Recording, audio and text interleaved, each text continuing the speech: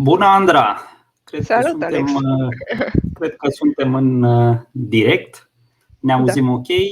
Se vede ecranul. Bună ziua tuturor! Numele meu este Alexandru Costescu, sunt Startup Solution Architect în cadrul AWS. Responsabilitatea mea este pe regiunea CE și astăzi am plăcerea să o am alături de mine pe Andra Paraschiv, Software Development Engineer la Development Center-ul nostru din București și astăzi vom discuta despre security. Un subiect care este pe buzele tuturor, e un lucru pe care clienții ni-l cer la fiecare meeting. Este unul dintre pilarii pe care îi avem în cadrul cloud-ului AWS.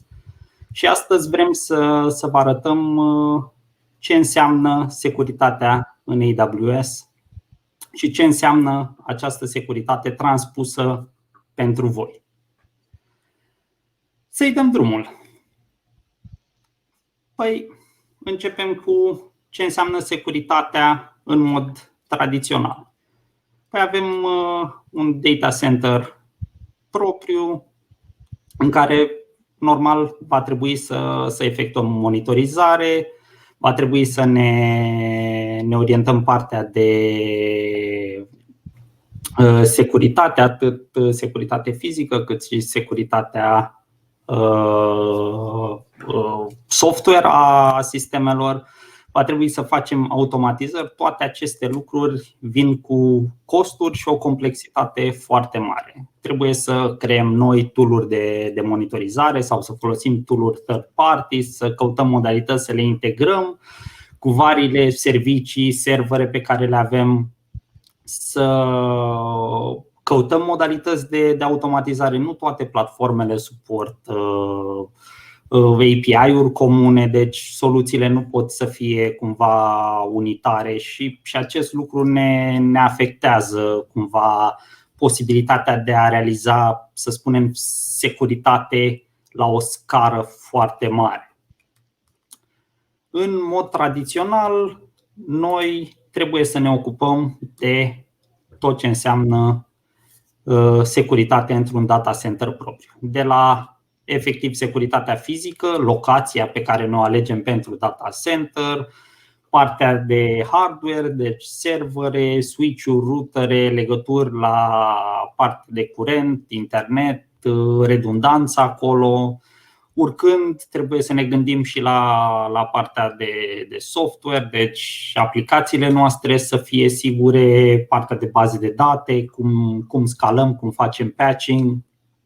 Toate aceste lucruri adaugă un overhead foarte mare peste o echipă de cele mai multe ori subdimensionată de IT, echipă care trebuie să facă management la toate aceste componente.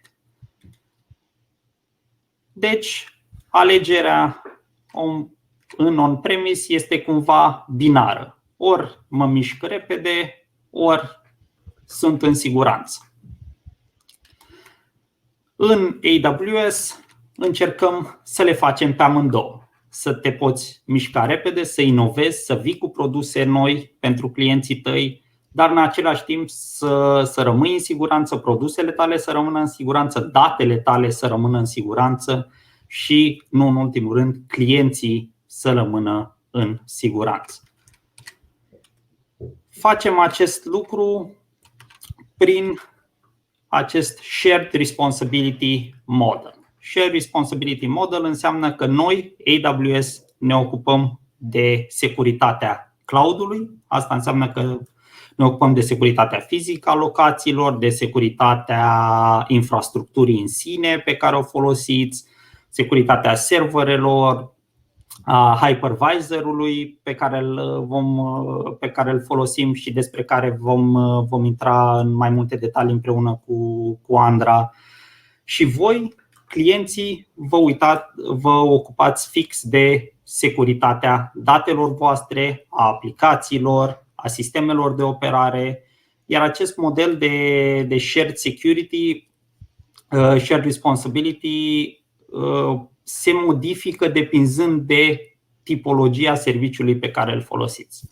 Dacă ne gândim la EC2, de exemplu, aici împărțirea este exact cum spuneam, noi ne vom ocupa de partea fizică, de infrastructură, de hypervisor, dar voi aveți libertatea de a customiza ce sistem de operare folosiți, patching-ul acelui sistem de operare, nivelul de acces pe care acea mașină o să o aibă atât în interiorul cloud-ului AWS cât și în internet și așa mai departe. Dacă ne gândim la servicii managed, cum ar fi Amazon RDS, serviciul nostru de managed databases, acolo acest shared responsibility model se modifică un pic, pentru că noi ne vom ocupa și de patching-ul sistemului de operare, ne vom ocupa și de o securizare inițială a mediului, voi concentrându-vă strict pe datele și pe logica din aplicația voastră. Deci, depinzând de serviciul pe care îl folosiți în AWS, acest model se modifică. Avantajul modelului este fix dat de flexibilitatea lui și de faptul că lucrurile care de obicei mănâncă foarte mult timp sunt realizate de către noi. Lucruri ca mentenanța unui server, partea de intrusion prevention, intrusion detection, inclusiv o parte de securitate și acces fizic la acele data center. Sunt lucruri pe care noi le-am dezvoltat tocmai pentru a reuși să asigurăm tuturor clienților noștri, indiferent de verticala în care se află, un mediu sigur pentru a-și putea dezvolta aplicații. Dar ce primiți în momentul în care folosiți serviciile AWS? Păi, am spart aceste beneficii în 5 categorii mari. În primul rând, veți avea acces la una dintre cele mai certificate platforme de cloud de pe piață. Vom vedea în slide-urile următoare și despre ce anume sau la ce anume mă refer, la numărul foarte mare de certificări de securitate, la compliance-ul cu diferite framework-uri și cu diferite organizații guvernamentale. Aveți acces la tool-uri de monitorizare și un control absolut asupra posturii de securitate pe care o vreți folosită în aplicațiile voastre. Aveți acces la cele mai înalte standarde pentru securitatea datelor și pentru data privacy. Nu în ultimul rând, puteți automatiza foarte multe din task-urile acestea prin servicii cu API-uri comune. Aceste lucruri practic vă lasă echipa de securitate să se concentreze doar pe problemele importante, majoritatea riscurilor putând fi tratate într-un mod automat. E unul dintre lucrurile foarte importante și este un lucru pe care noi înșine îl facem pentru data centerele noastre. Știm că a fi om înseamnă să și greșești, deci ca să evităm orice fel de eroare umană sau să limităm impactul erorilor umane, majoritatea task-urilor de securitate din interiorul unui data center AWS și efectiv în platforma noastră sunt automate, tocmai pentru a asigura atât vizibilitatea cât și a reduce riscul unor erori involuntare. Și, în ultimul rând, discutăm de un ecosistem foarte mare de parteneri de soluții de securitate și de soluții, efectiv de soluții implementate de securitate care sunt compatibile cu cloud-ul AWS. Când discutam de certificări, am listat aici câteva, de la PCI DSS, la ISO, SOC 1, 2 și 3, FedRAMP. Avem inclusiv certificări, să spunem, regionale, ca C5 în Germania, G-Cloud în Marea Britanie. Este o listă scurtă ce am afișat eu aici. Pentru lista completă vă invit cu căldură să intrați pe site-ul nostru pentru a vedea exact lista completă de certificări în cazul în care workload-ul sau industria în care activați are nevoi speciale pe care le putem satisface cu siguranță.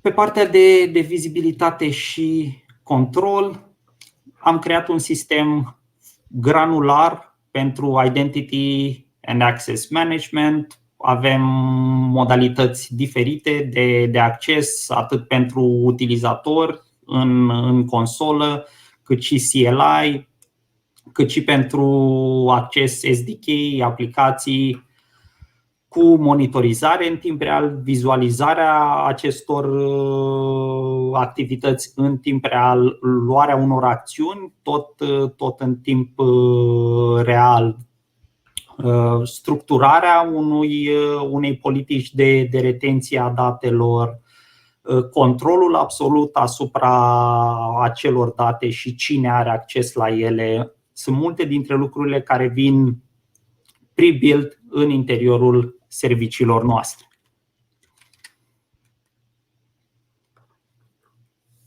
Când discutăm de cele mai înalte standarde pentru data privacy și data security, în primul rând ne referim aici la posibilitatea de a cripta datele la orice fel de scară, că discutăm de credențiale sau discutăm de criptare în masă a tuturor datelor. Puteți să faceți acest lucru atât cu cheile generate de noi și al cărui management este făcut de AWS Key Management Service, cât să aduceți și cheile voastre din on-premise, sau dacă aveți o industrie sau activați într-o industrie reglementată, puteți avea o instanță de HSM pentru a face acest management al cheilor și pentru a vă ajuta într-un audit de securitate. Un lucru foarte important de menționat aici: datele voastre, rezidența datelor voastre nu se modifică în niciun fel. Noi nu mutăm datele dintr-o regiune în alta. Deci unde ați ales să trimiteți acele date, acolo vor rămâne, decât în momentul în care voi ne instruiți sau le mutați voi înși vă într-o altă regiune.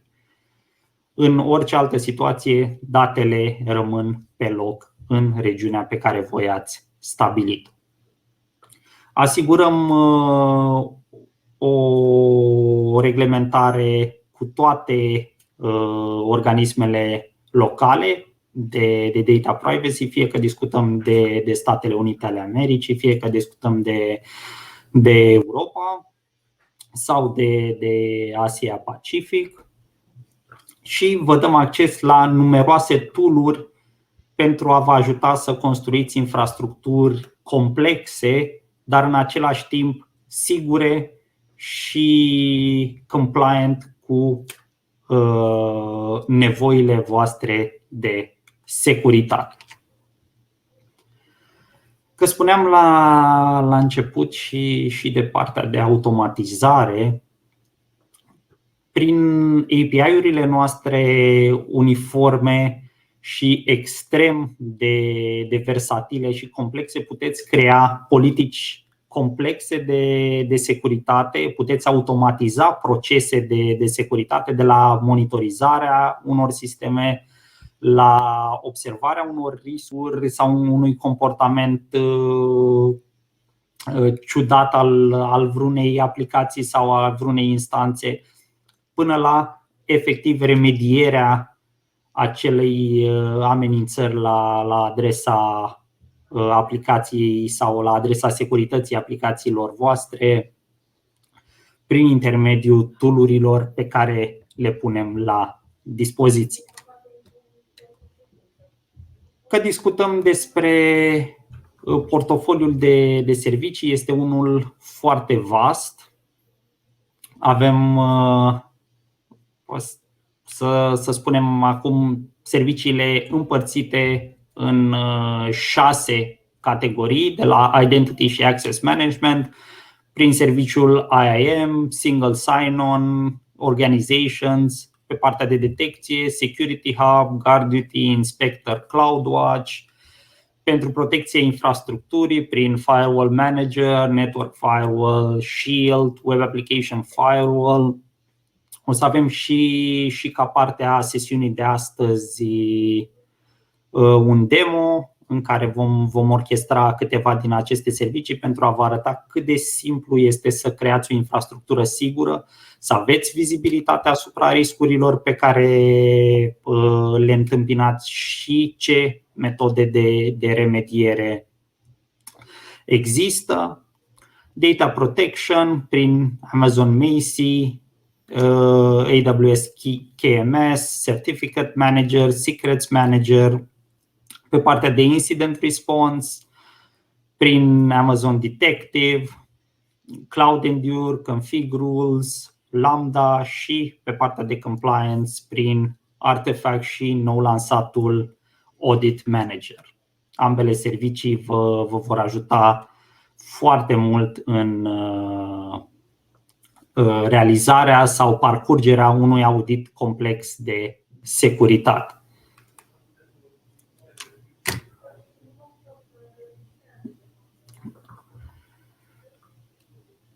Pentru ecosistemul nostru de parteneri și soluții de securitate, avem o ofertă foarte largă și o compatibilitate foarte mare cu diverse platforme, de la Okta pe partea de Identity and Access Control, AuTHO, Savent, suportăm diverse tool-uri pentru data protection, de la Gemalto, HashiCorp, Thales, pe partea de monitorizare și logging, Splunk, Sumo Logic și mulți alții vă pot oferi atât soluții ready-made, cât și consultanță în construirea unor platforme sigure. Vedem aici și lista foarte mare de parteneri care activează în spațiul, în ecosistemul nostru de parteneri orientați pe partea de security, de la KPMG la Accenture, la Samsung, la Logicworks. Toate aceste companii sunt partenere cu AWS, venind în sprijinul vostru pentru a crea soluții foarte sigure. Și acum să vedem demo-ul pentru a vedea cât de simplu este să orchestrăm toate aceste servicii pentru a crea o infrastructură sigură din doar câteva clicuri.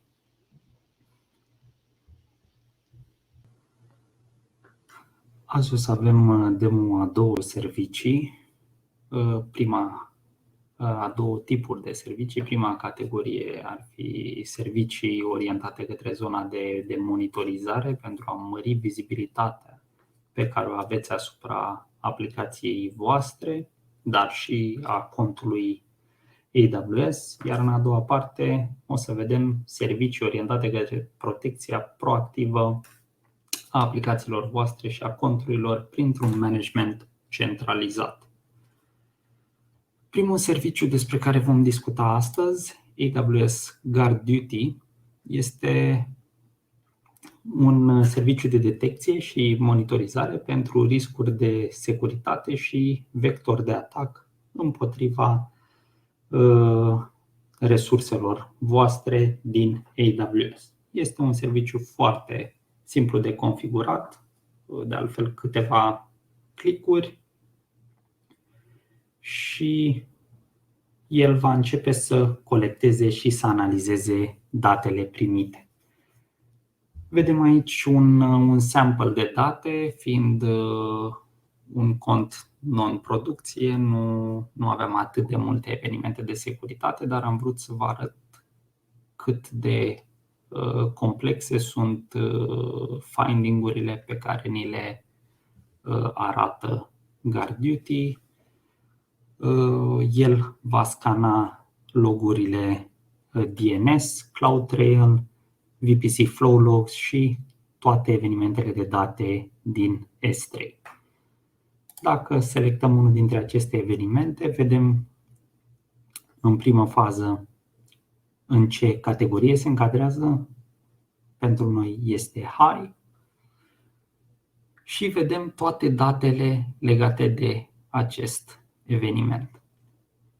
Toate aceste date le avem disponibile și în format JSON pentru a le putea prelucra în soluții terțe sau pentru a putea lua decizii pe baza lor. De asemenea, avem și o integrare nativă cu Detective, în care putem să exportăm datele și alertele pe care le-a găsit GuardDuty în Detective pentru a le investiga mai departe.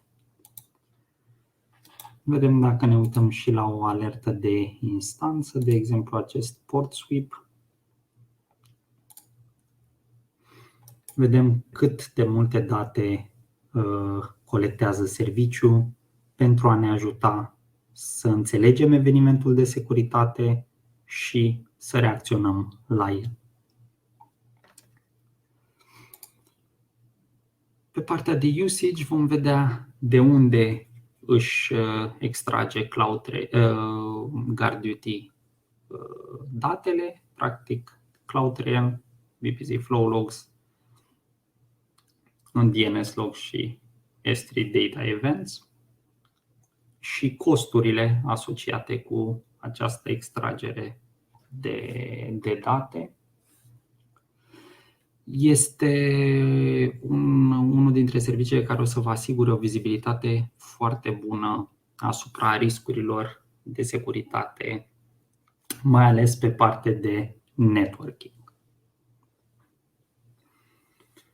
Al doilea serviciu despre care vom discuta în această zonă de monitorizare este Security Hub.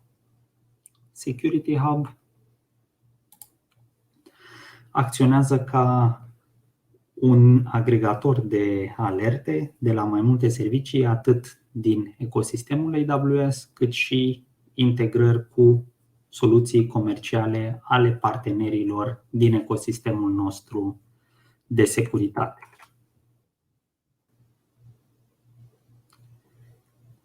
Este din nou un serviciu configurabil din câteva clicuri și imediat cum intrăm în pagina principală, suntem întâmpinați de câteva dashboard-uri care ne anunță care sunt cele mai recente descoperiri, care sunt resursele care au cele mai multe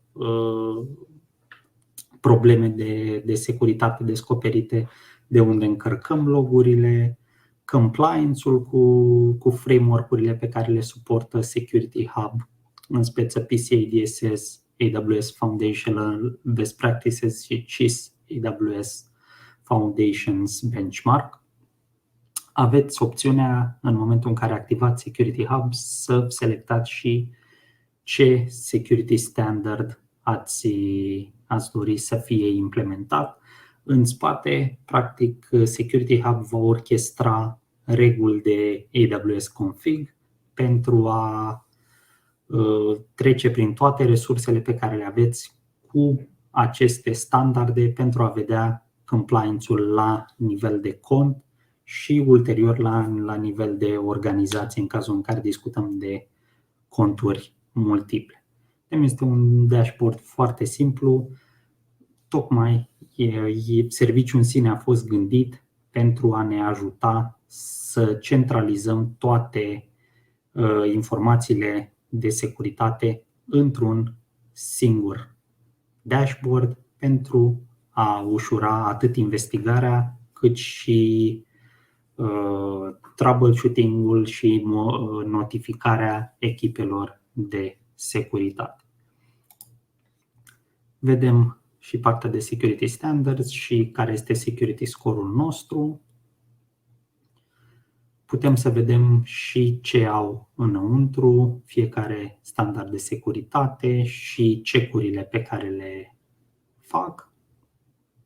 Avem o parte de raportare denumită Insights, în care, în funcție de datele extrase din diversele servicii, putem să avem diverse, să le spunem, rapoarte legate de resursele care ar avea probleme sau ar avea nevoie de atenția noastră.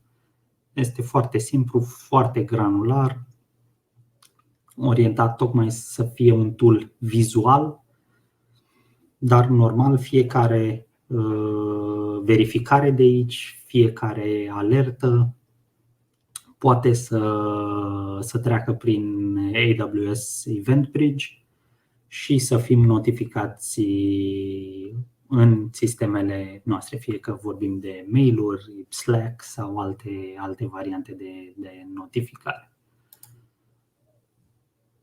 Putem să vedem iarăși într-un mod centralizat, nu neapărat sparte pe standarde sau pe produsul care a raportat vulnerabilitatea, efectiv toate lucrurile pe care le-a identificat AWS Security Hub. Vedem similar cu Guard Duty, avem aceeași împărțire a severității între low, medium, high și critical. Vă spuneam că suportă și o multitudine de servicii integrate, de la Audit Manager, IAM Access Analyzer, Detective, Guard Duty și foarte multe servicii ale partenerilor noștri pe care le puteți achiziționa prin intermediul AWS Marketplace. Cam atât pe partea de monitorizare și vizualizare. Haideți să vedem acum cum facem o acțiune proactivă, practic să ne protejăm o aplicație web pe care o avem deployată în AWS de către noi, cum o protejăm de atacuri.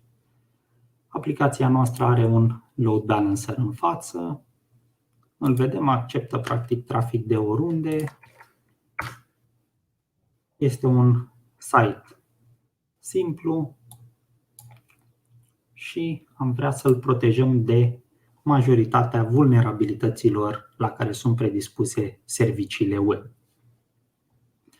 Pentru asta avem nevoie de AWS WAF. Vedem că nu avem nicio regulă creată până în acest moment și am vrea să creăm reguli și nu numai reguli, ci politici de securitate care să fie aplicate pe toate resursele noastre de un anumit tip și în toate conturile din organizația noastră. Pentru acest lucru ne vom folosi de Firewall Manager.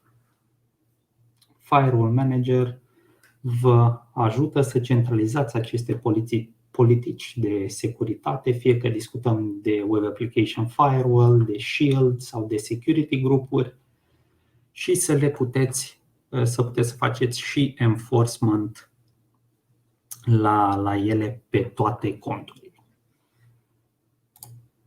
Pentru a configura serviciul avem nevoie doar să definim un administrator de cont. Ne folosim de acest cont, deci practic el va fi și administratorul Firewall Manager și vom crea o politică în Irlanda, o politică de tip WAF. Mai avem opțiunea de WAF Classic, de Shield Advanced, de Security grupuri sau managementul unor network firewalls. Noi vrem să facem o politică referitoare la accesul la site prin intermediul Web Application Firewall. Dăm un nume politicii.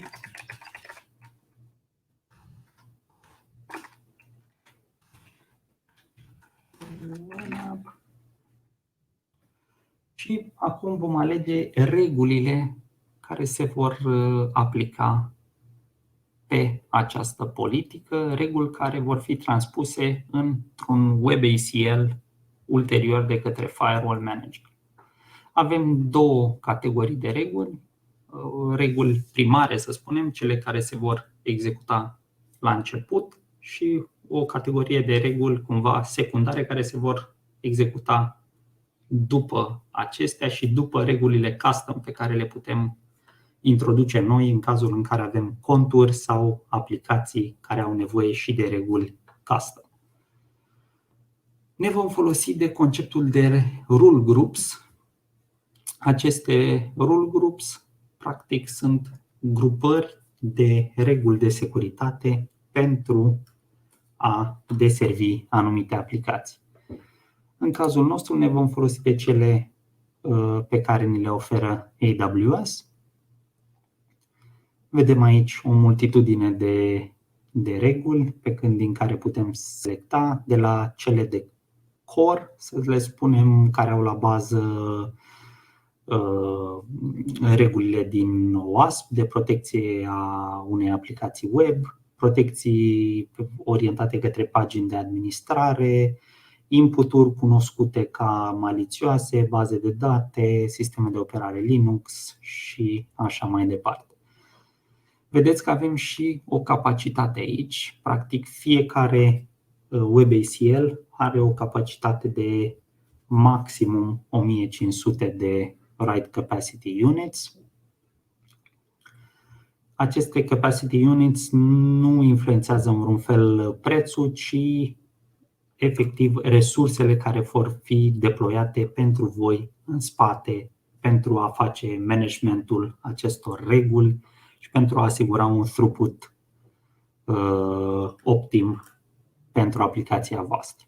În cazul nostru vom selecta aceste reguli core, să luăm și câteva bad input-uri și un setul de reguli pentru Linux. Ar trebui să fie suficient pentru moment. Dacă ne uităm aici, odată ce selectăm un set de reguli, putem să le trecem și acțiunile în count. Asta înseamnă că regulile sunt active, dar acțiunile de blocare pe care le-ar fi luat, de fapt, nu se iau și doar se numără evenimente. Cumva, regula este activă doar pe baza numărării request-urilor. Adăugăm regulile, nu vom adăuga și reguli în grupul secundar. Vedem că ne-au fost deduse cele 1100 de write capacity units din cele 1500. Să stabilim și regula de default, acțiunea default pentru ACL-ul nostru. Îl vom lăsa pe allow în cazul în care request-ul nostru nu intră în niciuna dintre reguli, să treacă automat, de să fie aprobat. Putem să activăm și logurile centralizat pentru acest WebACL. Dacă am avea un Kinesis Data Firehose, ne-ar apărea un drop-down și putem chiar să facem, să selectăm fieldurile care să fie scoase din loguri pentru a ne ajuta în efortul de compliance și mai ales dacă discutăm de clienți din Uniunea Europeană, de reguli de GDPR. Ultima secțiune este acțiunea pe care o va face politica. Dacă doar să identifice resursele care nu sunt în compliance cu regula, dar să nu facă nimic, sau să și remedieze problemele identificate. Vrem să și identificăm problemele și în cazul în care există deja ACL-uri asociate să fie înlocuite de cele create de Firewall Manager. Scopul politicii pentru noi vor fi toate conturile din organizație, toate balancerele și toate resursele de acest tip. Deci, practic, orice fel de balancer aș avea în contul meu în Irlanda va primi automat această politică. Dacă am vrea să fim mai granular, am putea să mergem doar pe balancerele care au un anumit tag sau pe resursele care au un anumit tag.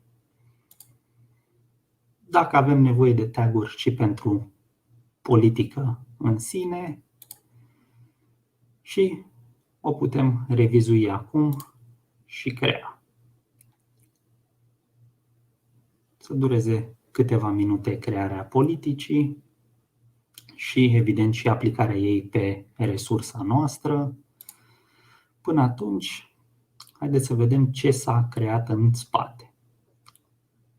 Vom vedea imediat, va apărea și contul nostru, în acest moment compliant, și să vedem și câteva detalii de politică, vedem regulile pe care le-am asociat cu această politică și putem chiar să edităm în interiorul lor dacă am vrea să scoatem anumite acțiuni.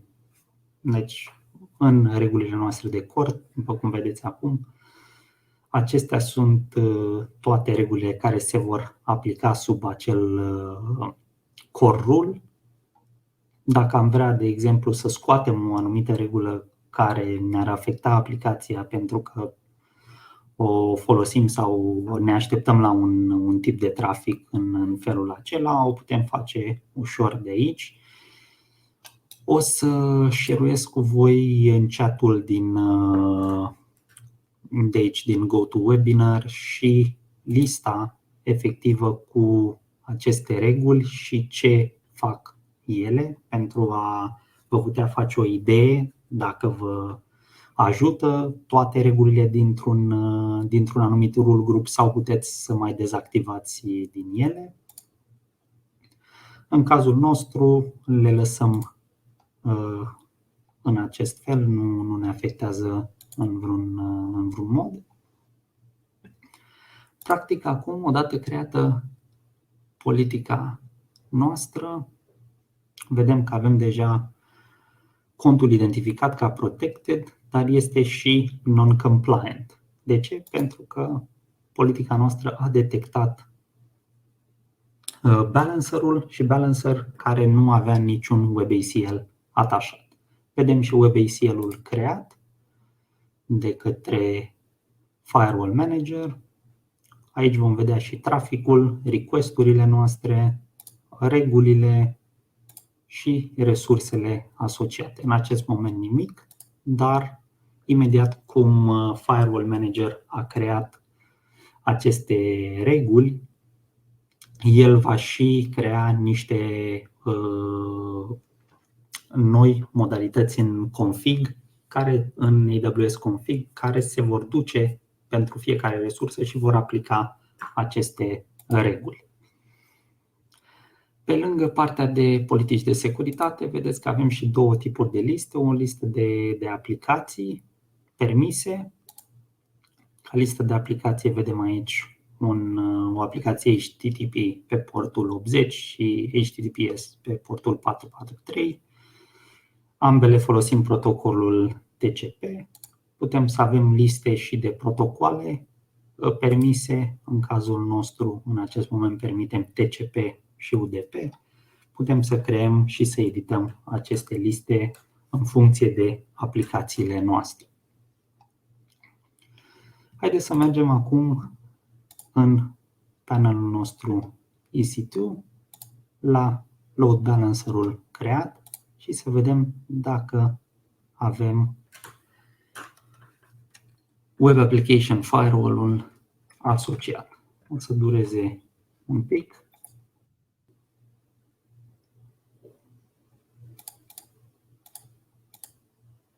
vedem Web Application Firewall a fost aplicat și pe resursa noastră fără să trebuiască ca noi să facem nici un fel de modificare manuală. Observăm, site-ul nostru merge în continuare și acum haideți să facem câteva request-uri, să spunem, malițioase către acest website prin intermediul Postman.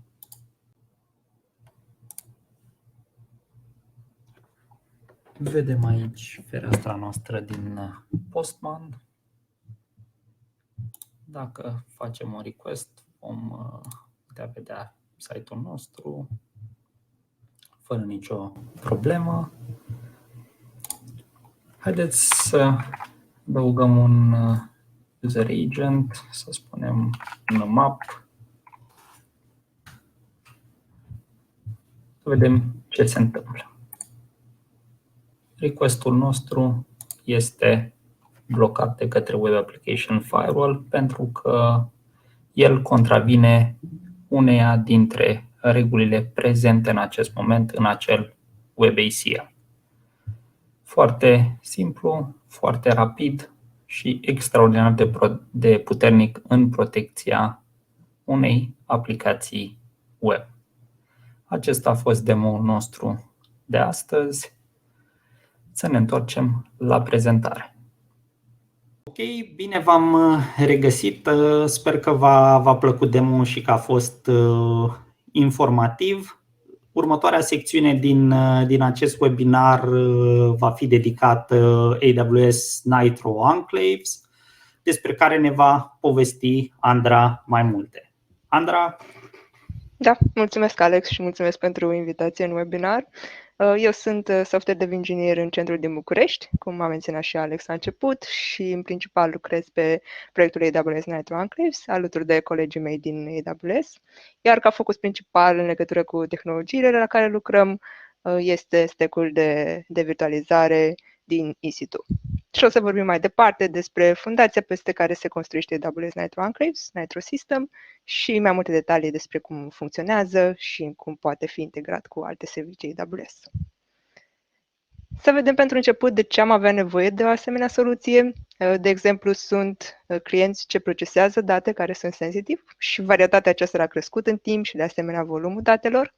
Printre acestea putem menționa date legate de finance, legate de healthcare, numere de credit cards și la fel proprietate intelectuală.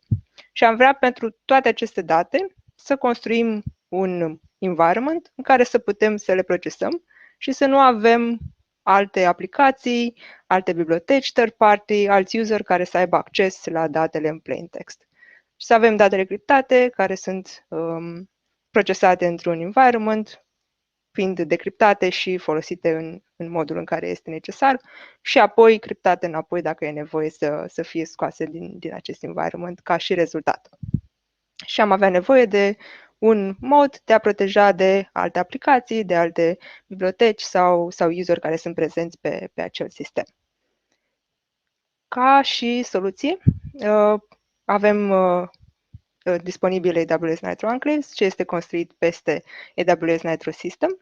Pentru început să trecem prin câteva detalii despre acest sistem, pentru că este fundația care stă la baza proiectului în sine.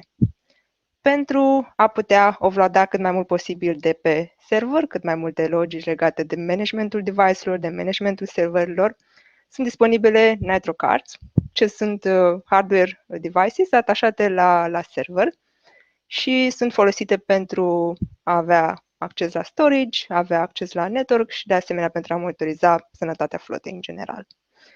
Pentru a putea fi sigur că rulăm pe un server care nu are acces, care este protejat de alte entități și resursele hardware nu sunt accesibile din afară, există Nitro Security Chips, ce este integrat în motherboard și de asemenea este folosit pentru verificarea integrității serverelor și pentru a ști că ceea ce este în producție este ceea ce se dorește a fi într-un mod viabil. Și este gata pentru a putea fi folosit de către clienți pentru a lansa mașini virtuale pe acele servere. Nu în ultimul rând, este Nitro Hypervisor, componenta ce rulează pe server, și folosește resurse minimale pentru a putea folosi cât mai multe resurse pentru mașinile virtuale ce sunt utilizate de către clienți. Pe această fundație de Nitro Hypervisor se bazează și Nitro Enclaves și este folosit pentru a putea izola instanțele dintre ele, pentru a avea memorie și CPU alocată pentru fiecare instanță și de asemenea nu există un impact major asupra performanței, fiind acest layer destul de mic ce rulează pe server și celelalte componente sunt offloadate pe device-uri hardware atașate, dedicate pentru aceste acțiuni de a avea acces la storage sau la networking, cum am menționat mai devreme. Mai departe, să vedem mai multe detalii despre AWS Nitro Enclaves. Este un proiect ce a fost lansat în toamna anului 2020 și este un mod de a putea crea environment-uri ce sunt izolate și trusted pentru a putea prelucra datele sensitive de care am vorbit la începutul prezentării. Avem o mașină virtuală ce este o instanță EC2 și putem prelua memorie și CPU din această mașină virtuală și putem crea o altă mașină virtuală ce rulează pe același host și în care putem să procesăm datele ce sunt sensitive. De asemenea, există atestare la nivel de enclavă. Putem avea posibilitatea de a identifica enclava care are acces la anumite date sensitive și, de asemenea, componentele pentru AWS Nitro Enclaves sunt open source, sunt disponibile pe GitHub, pot fi văzute acolo și, de asemenea, există suport necesar pentru managementul enclavelor la nivel de Linux kernel. Este deja disponibil în upstream din versiunea 5.10. La nivel de soluție, AWS Nitro Enclaves este portabilă pe mai multe sisteme de operare și, de asemenea, arhitecturi. Momentan este disponibilă pe Linux și pe x86. Ca servicii în care avem integrat AWS Nitro Enclaves built-in, există AWS KMS, Key Management Service și de asemenea Certificate Manager. Și vom merge mai departe să vedem mai multe detalii când ajungem la secțiunea de integrare cu mai multe servicii. Și acolo vom vedea cum funcționează AWS Nitro Enclaves împreună cu aceste două tipuri de servicii. Acum să vedem un pic cum se construiește AWS Nitro Enclaves peste Nitro System. Am menționat un pic mai devreme că există izolare la nivel de memorie și CPU. Enclavele vin cu memorie și CPU dedicate pentru acestea și aceste porțiuni de resurse sunt luate de la instanța primară și sunt date la enclavă. Între două instanțe există izolare la nivel de sistem și este asigurată de către Nitro Hypervisor, iar între instanță și enclavă există aceeași izolare la nivel de resurse, de memorie și CPU și, de asemenea, trebuie să avem un canal de comunicare local prin care să putem transmite date în enclavă, acolo să fie procesate și mai departe trimise înapoi alte date dacă mai este necesar ca și output, ca și rezultate. Și există acest layer de comunicare pentru a putea avea posibilitatea să transmitem datele în interiorul enclavei. Enclava nu are block storage, nu are persistent storage, toate acțiunile se întâmplă în memoria enclavei. Mai departe, aș vrea să vorbim un pic despre cum funcționează întregul flow de a putea construi o enclavă, de a putea avea o aplicație ce rulează în interiorul enclavei. Și pornim de la un tooling ce este disponibil open source, este pe GitHub, se numește Nitro CLI. Dar întâi și întâi trebuie să avem o instanță care are Enclave Support. Trebuie bifată o anumită opțiune în consolă sau menționată Enclave Options în AWS CLI atunci când se pornește o instanță EC2 pentru a avea acces la suport pentru enclave. Utilizând tooling-ul din instanța părinte, instanța în care se iau memorie și vCPUs pentru a putea construi enclavele, convertim o imagine de Docker. Ca opțiune momentan există posibilitatea de a porni enclave folosind imagini de Docker. A fost o opțiune pe care am considerat-o a fi opțiune bună privind feedback-ul primit la clienți, de a fi ușor de utilizat și de a fi de ușor de integrat cu soluțiile actuale de a folosi Docker Container Images. Pornind de la această imagine, ce conține aplicația ce va fi rulată în enclavă, folosind Nitro CLI, construim imaginea ce va fi rulată în interiorul enclave, un EIF, Enclave Image File. Pe lângă containerii mici ce conține aplicația enclave, este nevoie și de un kernel ce va face parte din enclavă și din enclave mici și de asemenea un proces de init și un driver pentru a putea ajuta la întregul flow de atestare, pentru a comunica cu o componentă ce rulează în cadrul Nitro System, numit Nitro Secure Module. Toate aceste componente sunt puse împreună și rezultă acest enclave image, ce este folosit împreună cu numărul de VCP-uri și cantitatea de memorie ce este dedicată enclavei pentru a putea porni o enclavă. Mai departe se construiește o altă mașină virtuală ce rulează pe același host și are propriile sale resurse. Iar mai departe putem folosi Nitro CLI pentru a avea acces la consola enclavei dacă aceasta este pornită în debug mode. Iar apoi, dacă nu mai este nevoie de aceasta, poate fi terminată la fel folosind tooling-ul de Nitro CLI. Am vorbit un pic mai devreme de resurse și că sunt dedicate enclavei. Aici avem un mic exemplu și de asemenea vreau să intru un pic mai mult în detalii despre canalul de comunicare local. Putem avea o instanță ce are 16 VCP-uri în acest caz și 64 de GB de memorie. Un core trebuie să rămână instanțe inițiale cel puțin, deci suportul există pentru instanțele ce au cel puțin 2 core-uri pentru a putea fi dat un core enclave și un core să rămână instanței părinte. Și aici am dedicat 2 VCP-uri enclavei și de asemenea jumătate din cantitate de memorie a fost distribuit pentru enclavă. Între cele două entități există un canal de comunicare local numit VSOC, iar acesta este un mod de a comunica standard. Există POSIX API disponibil pentru acest tip de socket, iar acesta a fost ales pentru că există un mod simplu de a putea modifica aplicațiile curente pentru a putea lucra cu acest tip de sockets în comparație cu ceea ce era poate deja disponibil la nivel de TCP/IP și socket la nivel de INET. Să vedem acum un pic mai multe detalii despre atestare. Vrem, de exemplu, să avem o enclavă care are acces la anumite date sensitive și doar acel tip de enclavă să aibă acces la acele date care aparțin unui anumit client. Pentru a avea această mapare, e nevoie de a avea o anumită identitate a enclavei, de a avea mai multe informații despre enclavă și de a oferi acest attestation document, cum se numește, altor servicii pentru a putea avea acces apoi la datele sensitive care vor fi prelucrate mai departe în enclavă. Ca și flow, cum funcționează, există la nivel de enclavă un flow de generare de pereche public-privată și de asemenea de generarea unui attestation document de către Nitro System, iar acesta este semnat de PKI-ul AWS Nitro Attestation. Ce conține acest attestation document?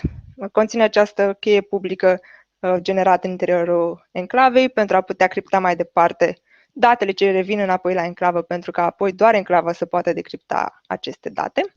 Și de asemenea conține hash-urile mai multor componente din cadrul imaginii enclavei. Este imaginea în sine, partea de kernel și procesul de bootstrap și de asemenea doar partea de aplicație a enclavei. Și se poate de asemenea lua în considerare anumite metadata la nivel de instanță, cum ar fi ID-ul instanței și IAM role-ul acesteia, pentru a ști că enclava provine de la o instanță care este cea care a fost pornită de către client. Mai departe, vrem să știm cum folosim acest attestation document și cum funcționează întregul proces de atestare. O să discutăm mai departe despre AWS KMS și aici o să vedem cum se integrează la nivel de serviciu. Există deja integrarea built-in disponibilă cu AWS Nitro Enclaves. Am menționat mai devreme că attestation document este folosit pentru a putea motiva că enclava provine din acea sursă și că ceea ce a fost pornit în interiorul enclavei este ceea ce se dorește a fi rulat în interiorul enclavei și la nivel de policy, de KMS policy, poate fi setat ce enclavă, ce hash al enclavei are acces la ce date sensitive. Și așa putem compara ce există în attestation document, ce este setat în policy, iar dacă cele două se meciuiesc, sunt la fel, atunci datele sensitive pot fi date mai departe către enclavă și aceasta poate decripta folosind cheia ce a fost generată mai devreme, acea porțiune din pereche de cheie public-privată. Toate aceste lucruri se întâmplă printr-o conexiune TLS între Nitro Enclave și AWS KMS, iar când acesta ajunge în interiorul enclavei, poate fi decriptată, sensitive material, apoi poate fi utilizată mai departe cheia pentru a putea decripta alte date ce au fost trimise din interiorul instanței către enclavă într-un mod criptat. Și un alt tip de serviciu cu care este integrat AWS Nitro Enclaves este Certificate Manager. Un exemplu de use case pe care l-am primit de la clienți ca și feedback este terminarea TLS în cadrul instanței, dar trebuiau să mențină pe lângă certificat și cheia privată în interiorul instanței în memorie și exista posibilitatea să fie anumite aplicații buggy sau să fie probleme cu leakage-ul de aceste sensitive material, cum ar fi private keys.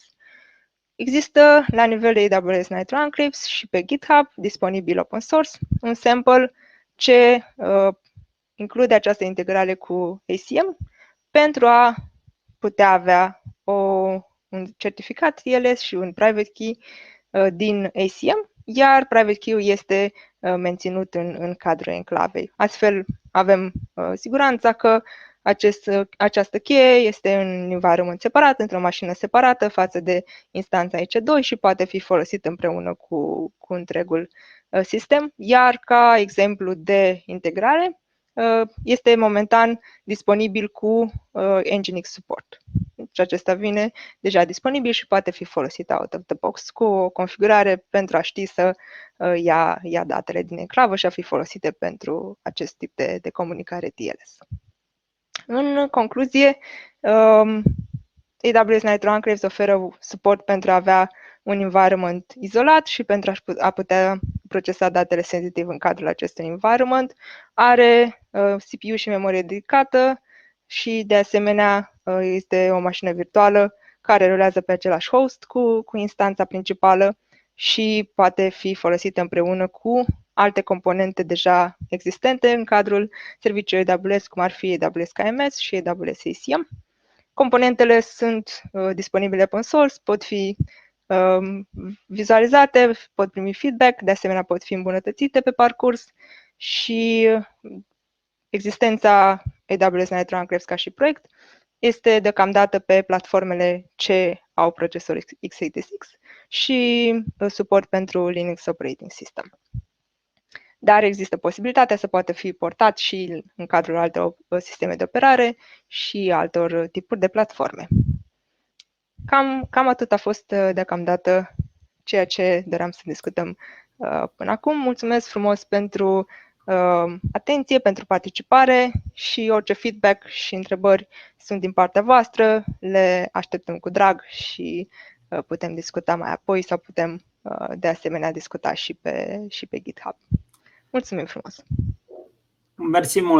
Mersi mult, Andra. Foarte interesant și probabil că destul de multe companii care procesează date cu caracter sensibil se vor uita către Nitro Enclaves în viitorul apropiat. Este un feature foarte interesant și deja îmi imaginez câteva industrii în care se va folosi destul de mult. Sperăm că v-a plăcut sesiunea de astăzi. Ca să încheiem, aș vrea să vă anunț și de evenimentele următoare pe care le avem. Mâine, 10 februarie, va avea loc și un alt webinar realizat de Dragoș pentru Best Practices of Running Web Applications in the Cloud. Dacă există întrebări, noi o să mai stăm câteva minute aici pe chat-ul din GoToWebinar. Cam atât din partea noastră. Vă mulțumim foarte mult pentru atenție.